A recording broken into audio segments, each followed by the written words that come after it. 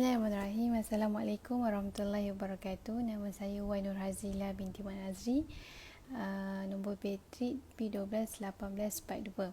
Jadi hari ini insyaAllah saya akan berkongsi berkenaan dengan hukum memakan haiwan buruan atau mengambil manfaat daripada haiwan buruan tersebut menurut sudut pandang Al-Quran dan hadis.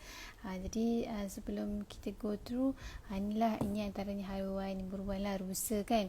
Ini tajuk saya pada hari ini, hukum makan haiwan buruan atau mengambil manfaat daripadanya. Okey, kita tengok pada pengenalan. Pengenalan yang pertama adalah makanan merupakan keperluan fisiologi terhadap diri manusia. Islam sangat mementingkan perihal makanan lah. Kerana bukan saja makanan ni memberi tenaga dan memberi kesan fisiologi manusia, bahkan memberi kesan daripada aspek rohani manusia. So apa yang kita makan ni dia beri efek pada bukan sahaja badan, bahkan dari segi dalaman roh kita juga. Jadi manusia ni dia perlu menitik beratkan. Kita sebagai orang Islam ni, Muslim ni, kita kena ambil berat sikit apa yang kita nak masukkan dalam makanan, dalam tubuh badan kita lah. Jadi bersesuaianlah dengan Allah Subhanahu Wa Taala. Ada berfirman dalam surah Al-Baqarah ayat 172 yang berbunyi, A'udzubillahi minasyaitonirrajim. Ya ayyuhalladzina amanu kulu min tayyibati ma razaqnakum washkuru lillahi in kuntum iyyahu ta'budun. Allah berfirman, Allah cakap dengan kita apa? Wahai orang-orang yang beriman, makanlah dari rezeki yang baik yang kami berikan kepada kamu dan bersyukurlah kepada Allah dan jika kamu hanya menyembah kepadanya. Nah, highlight kat sini kata Allah ni minta kita semua untuk makan makanan yang baik-baik saja. Okey. Jadi makanan yang baik-baik. Jadi kita nak sembang hari ni berkenaan dengan buruan. Jadi kalau kita nak buru pun kena ada cara-cara kaedah supaya hasil buruan tu menjadi hasil buruan yang terbaik, dan bila baik bolehlah kita makan. Jadi ada kes yang kalau kita memburu tak betul caranya, boleh menyebabkan haiwan itu menjadi tidak halal bagi kita. Jadi kita akan bincangkan insya-Allah. Allah Subhanahu Wa Taala berfirman juga dalam surah Al-Maidah ayat 96 yang berbunyi, A'udzubillahi minasyaitonirrajim. Uhilla lakum saydul bahri wa ta'amuhu mata'an lakum walis-sayyarah wa hurrima 'alaykum saydul barri ma dumtum huruma wattaqullaha alladzi ilaihi tusyarun. Maksud dihalalkan bagi kamu haiwan buruan laut dan makanan yang berasal daripada laut sebagai makanan yang lazat bagi kamu dan bagi orang-orang yang dalam perjalanan, dan diharamkan ke atas kamu menangkap haiwan darat selama mana kamu sedang berihram, dan bertakwalah kepada Allah yang kepadanya lah kamu akan dikumpulkan. Jadi secara umumnya haiwan buruan ni kalau di laut basically bolehlah dimakan. Tapi kalau ada isu haiwan tu dua alam jadi isu pula kan. Ni cerita betul-betul dia duduk dalam air tu dibolehkan makan. Tapi haiwan yang ditangkap kat darat pula, kat sini dicerita kalau kita dalam keadaan ihram tidak boleh memburulah ataupun menangkap haiwan. Okey, baiklah, saya nak share tentang bila kita memburu ni dia ada hukum-hukum dia. Sama ada kita tengok slide. Okey, baiklah. Tentang penentuan hukum memburu kan, ada keadaan yang menyebabkan menjadikan memburu itu wajib, ada keadaan sunat je memburu itu, ada keadaan haram, ada keadaan makruh. Jadi saya nak kongsikan dengan kalian semua bila keadaan menyebabkan memburu itu wajib. Contohnya kelangsungan hidup sama ada dalam keadaan terdesak.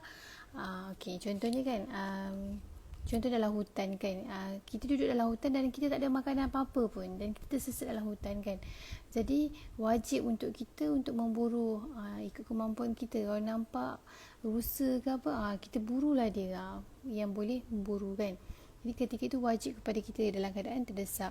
Sebab tak ada makanan yang boleh dimakan melainkan dengan cara kita memburu. Ketika itu wajib untuk kita memburu untuk teruskan kelangsungan hidup.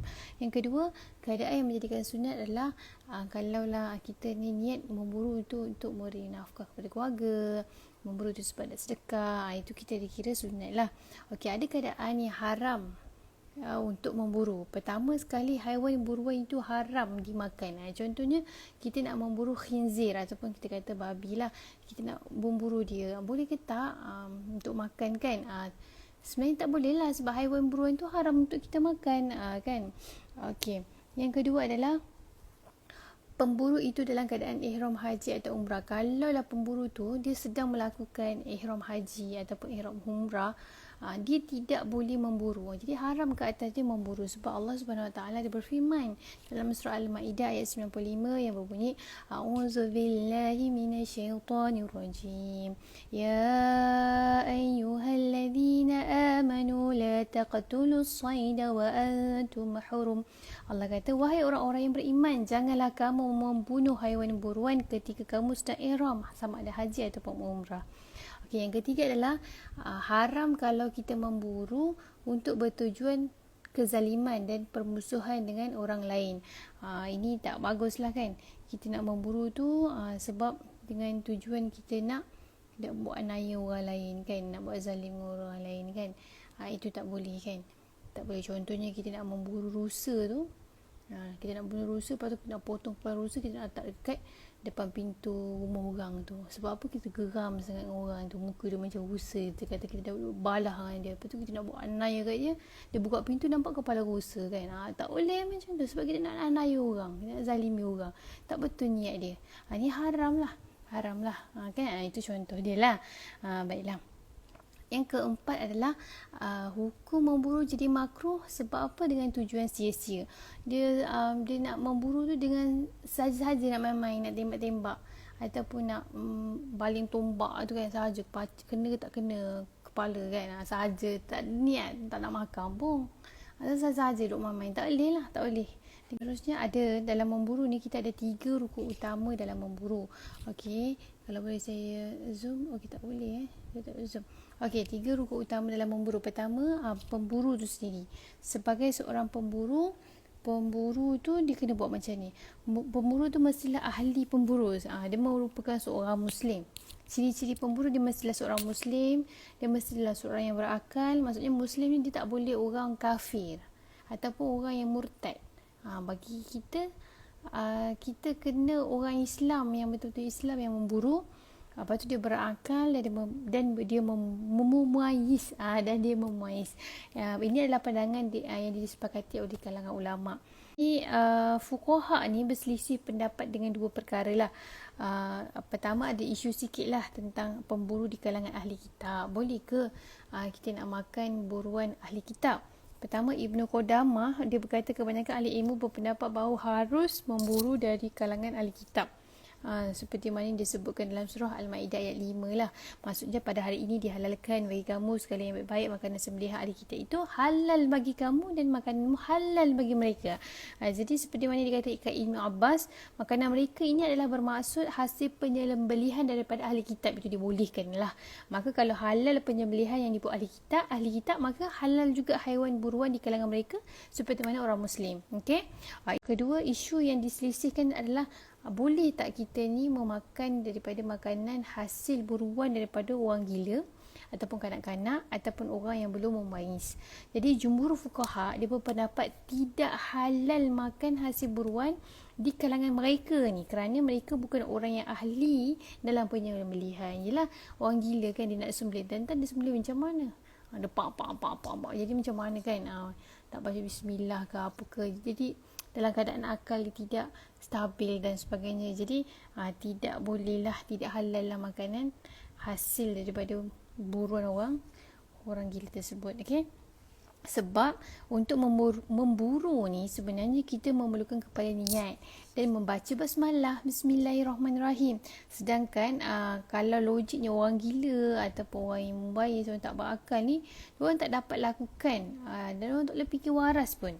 Jadi pada pandangan mazhab Syafi'i pula, halal hasil buruan mereka dengan hukum makruh je. Itu pandangan Imam Syafi'i. Pendapat paling tepat adalah pandangan daripada jumhur fuqaha, kerana umum dalil mensyaratkan seorang yang berakal, memayis dan dapat membezakan wajib yang difardukan. Okey. Syarat kedua untuk pemburu ni, dia adalah pemburu itu mestilah bukan dalam keadaan ihram haji atau umrah.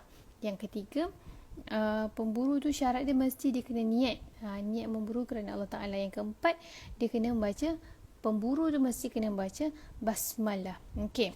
Rukun yang kedua adalah haiwan. Haiwan lah, pertama sekali ciri dia mestilah daging haiwan tu sendiri halal dimakan. Jadi fuqaha berselisih pandangan berkenaan dengan memburu secara umum lah. Bagi pendapat mazhab Maliki dan Hanafi adalah boleh memburu haiwan yang bukan untuk dimakan, tetapi dibolehkan memburu untuk diambil manfaatnya seperti kulit, rambut, bulu dan seumpama dengannya. Itu pandangan daripada mazhab Maliki dan Hanafi. Kalau kita lihat pula pada pandangan mazhab Syafi'i dan Hambali, katanya pemburu tidak boleh memburu haiwan sekiranya tidak berniat untuk dimakan dagingnya, kerana seolah-olah menyeksa binatang tersebut. Jadi pandangan paling tepat adalah pandangan mazhab Maliki dan Hanafi, kerana umum dalil mengandungi ayat yang disebutkan Allah Ta'ala dalam surah Al-Baqarah ayat 29 ni, a'udzubillahi minasyaitonirrajim, walladzi khalaqalakum ma fil ardi jami'a. Dialah Allah yang menciptakan segala apa yang ada di bumi untukmu. Jadi yang seterusnya adalah kedua, haiwan buruan tu mestilah haiwan liar yang dijauhi manusia. Maka tidak boleh memburu haiwan yang jinak lah. Jinak tak boleh. Yang ketiga, kita masih lagi dalam haiwan. Yang ketiga, buruan itu bukan buruan yang haram. Yang keempat, haiwan itu bukan haiwan yang dalam keadaan stabil ketika mengambilnya. Pemburu dia dah memburu haiwan yang buruan dia tu tadi, contohnya rusa ataupun kijang kan, dia dah pergi buru, lepas tu dia tengok dia pergi bilik haiwan buruan tu dalam keadaan nyawa-nyawa ikan kan, macam nyawa-nyawa ikan lah, macam ada nyawa tak ada nyawa macam tu kan. Jadi kalau pemburu nampak keadaan seperti itu, pemburu mestilah segera untuk menyembelih haiwan tersebut, dan haiwan tersebut halal untuk dimakan. Jadi yang kelima adalah haiwan buruan mestilah mati dengan alat buruan. Haiwan yang kita buru tu dia mesti mati disebabkan alat buruan yang kita buru tu yang tajam kan, ada ciri-ciri dia kena tajam. Kalau haiwan buruan tersebut mati secara mengejut, disebabkan oleh haiwan lain yang boleh melukakan, atau haiwan lain yang mencederakan, ataupun mati tercekik dan sebagainya, maka tidak halal dimakan. Kalau dia memburu disebabkan guna alat dia, kita kena pastikan betul-betul dia mati disebabkan itu, bukan disebabkan terhimpap oleh kayu dan sebagainya, tidak boleh. Okey. Rukun ketiga adalah alat buruan. Okey. Alat buruan terbahagi kepada dua. Pertama, alatan yang tajam lah. Contoh kat sini adalah senjata seperti anak pandah dan tombak. Allah Subhanahu Wa Taala berfirman dalam surah Al-Maidah ayat 94 yang bunyi, a'udzubillahi minasyaitonirrajim, ya ayyuhalladzina amanu la yabluwannakumullahu bisyai'in minas saidi tanaluhu aydikum wa rimahukum liya'lamallahu man yakhafuhu bil ghaib. Maksudnya, hai orang-orang yang beriman, sesungguhnya Allah akan uji kamu dengan sesuatu dari binatang buruan yang mudah didapati oleh tangan dan tombakmu, supaya Allah mengetahui orang yang takut kepadanya. Jadi pertama, mestilah orang yang memburu ni dia mesti menggunakan alat yang tajam, antaranya tombak ni lah. Yang kedua, haiwan dibolehkan menggunakan haiwan yang terlatih lah. Contohnya anjing kan, anjing kita telah latih kan, boleh tak untuk lepaskan anjing yang terlatih tu untuk tangkap buruan kita? Boleh. Jadi dalil daripada surah Al-Maidah ayat keempat berbunyi, mereka bertanya kepadamu, wahai Muhammad, apakah makanan yang dihalalkan bagi mereka? Jadi katakanlah, dihalalkan bagi kamu memakan makanan yang lazat dan baik. Selain itu, dihalalkan juga haiwan buruan yang ditangkap oleh anjing pemburu yang telah kamu didik untuk memburu mengikut cara pelatih binatang berburu. Jadi ayat ni jelaslah dia membenarkan orang Islam menggunakan perkhidmatan haiwan pemburu seperti anjing yang terlatih untuk memburu atau menjejaki haiwan buruan. Daging haiwan buruan berkenaan halal dimakan tanpa perlu disamak. Jadi cukup sekadar kita basuh sehingga bersih, hingga hilang kesan darah dan kotoran yang terdapat pada haiwan buruan tersebut. Okey, antara syarat untuk memburu, apa syarat? Kalau kita nak memburu, apa syarat senjata untuk memburu. Pertama, alat tu mestilah dari alat yang tajam. Macam saya cakapkan tadi, dia membolehkan untuk mencederakan dan memberi kesan kepada haiwan buruan. Dia tak boleh alat-alat cap ayam, tak boleh lah. Dia kena betul-betul tajam. Kalau tombak yang betul-betul tajam.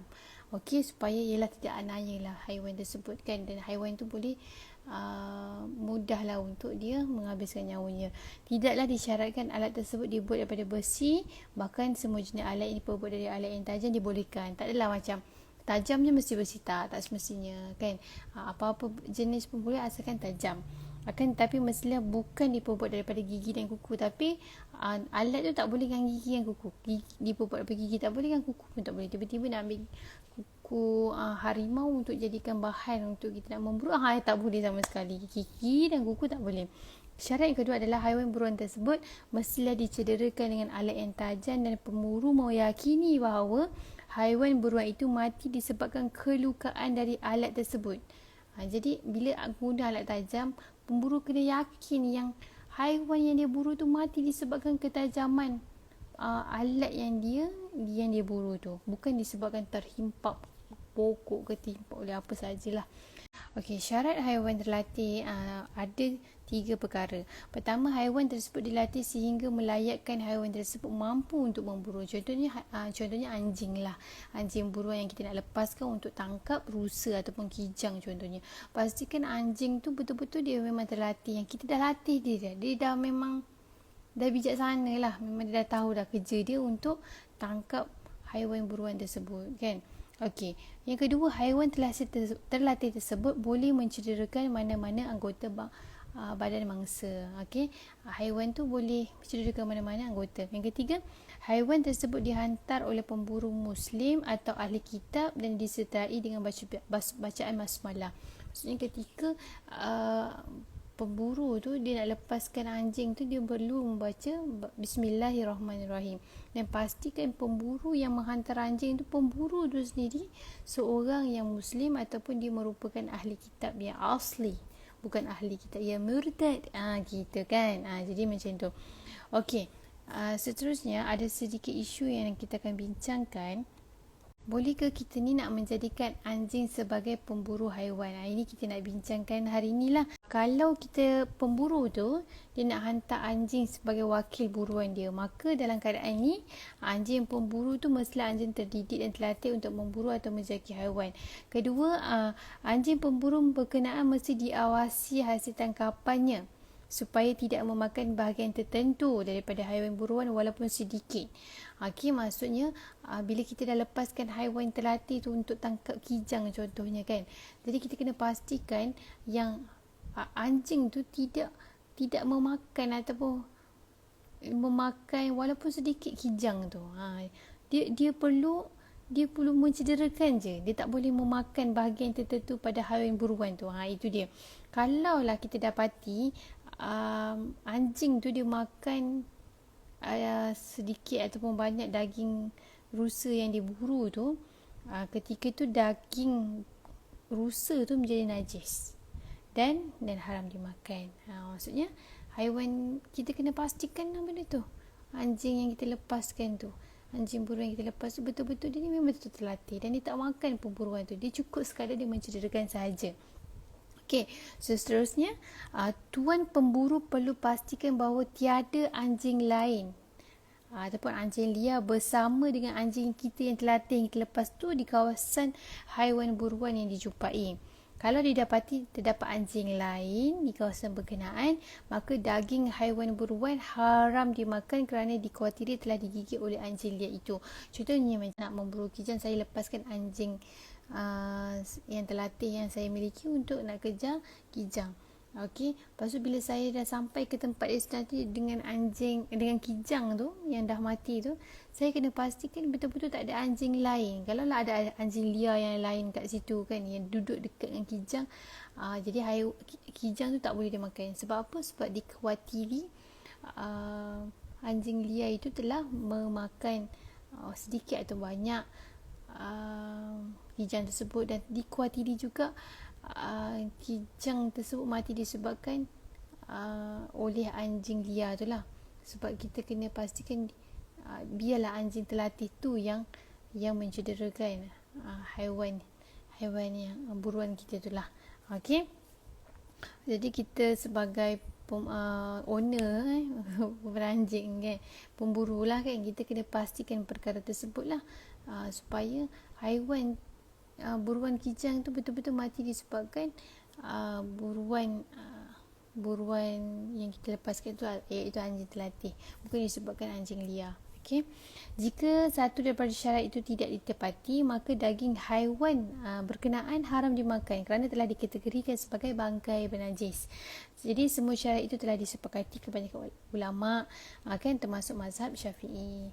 Alright. Ada sikit permasalahan. So, apakah hukum makan haiwan buruan yang mati ditembak?